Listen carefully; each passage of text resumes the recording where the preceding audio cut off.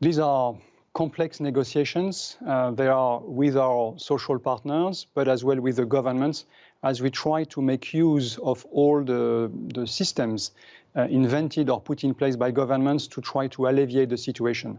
We're happy with the progress we have made because we've been able to find the right ways of dealing with the situation. We are now in what we call the national negotiation to go into implementation.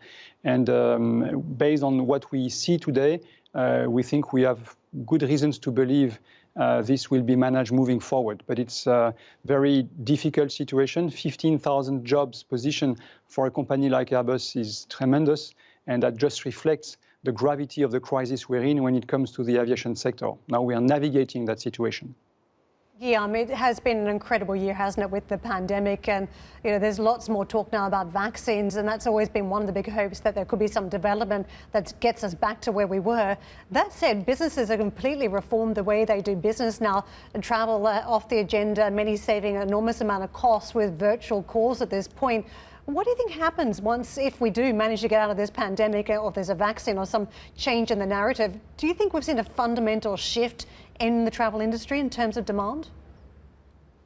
Yeah, that's the 1 billion question for this industry, and a lot of people are working on it. We are studying with all the data points we can get the likely evolution of air traffic and the way people will be traveling in the future.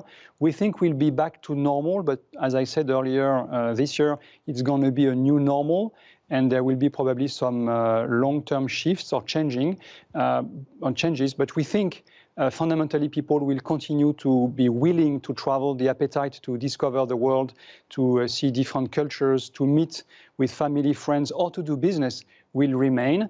We are obviously doing more use of digital means accelerated by the pandemic, but we think this will come in combination in the future. But so we are all looking at trying to understand this future picture of aviation, but there will be still growth after the pandemic, and we want to be here to serve that growth.